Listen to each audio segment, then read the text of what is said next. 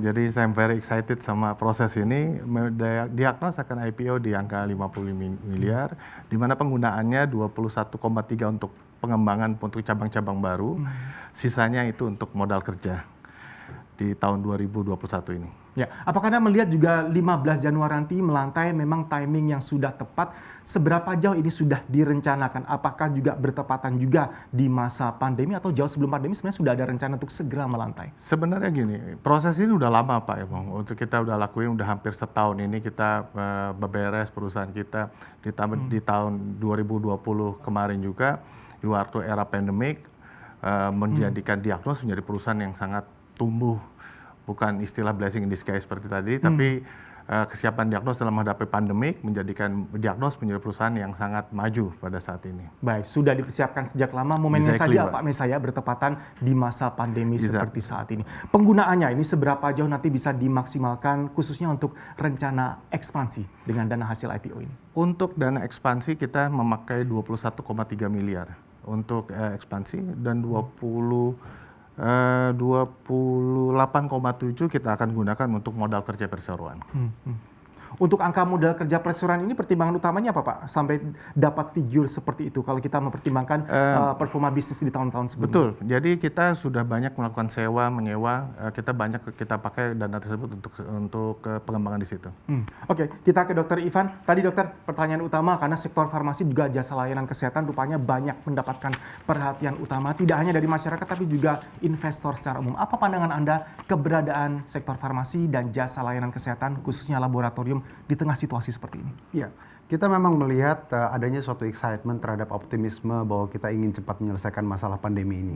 Dan memang kalau kita lihat sektor kesehatan menjadi tumpuan utama, menjadi garda terdepan. Dan inilah yang menyebabkan orang begitu antusias melihat bahwa adanya breakthrough terutama seperti vaksin dan juga tentu hal-hal yang akan menyebabkan kita bisa lepas dari permasalahan ini. Tapi saya melihat bahwa industri kesehatan in general memang sudah lama kita lihat sebagai sebuah industri yang highly sexy dari sisi investment.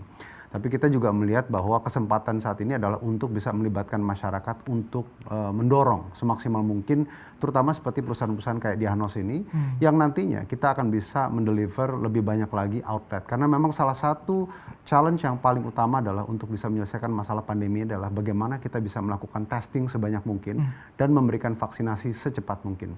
Dan kontribusi dari diagnostik laboratorium seperti Diagnos akan memberikan suatu upaya bagi masyarakat untuk mendapatkan akses yang lebih cepat untuk kita mempunyai testing rate yang tinggi. Kira-kira gitu. Berarti Anda senada dengan Pak Mesa, kurang setuju kalimat blessing in disguise atau menuai berkah di tengah masa pandemi, tapi lebih ke excitement akan optimisme agar semua permasalahan kesehatan ini bisa segera ditangani. Dan disinilah arti penting keberadaan dari laboratorium, layanan kesehatan dan juga sektor farmasi. Pak Mesa, ini seberapa jauh kita bisa berekspektasi nanti ke depannya kontribusi terhadap kinerja perusahaan, baik pendapatan maupun laba bersih yang dapat segera diperoleh atau segera terukur ini Pak, dari rencana pembangunan laboratorium baru sejauh mana? Oke, satu laboratorium baru itu kita tahun depan itu kan akan membuat 3-5 laboratorium baru.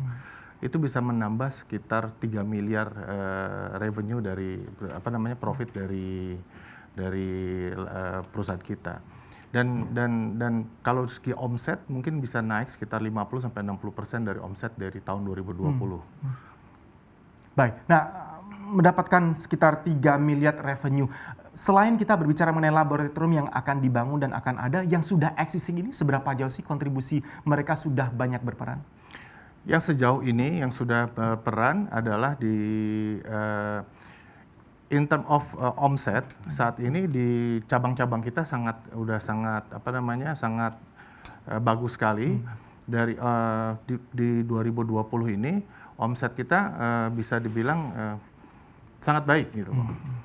Rencana pengembangan laboratorium yang sudah existing tadi, apalagi hal baru yang akan dilakukan sembari kita menunggu pembangunan laboratorium baru? Oke, jadi kita akan selalu membuat namanya outlet-outlet baru. Seperti tadi Dr. Ivan sudah bilang, testing yang banyak, yang masif dalam kondisi ini sangat diperlukan.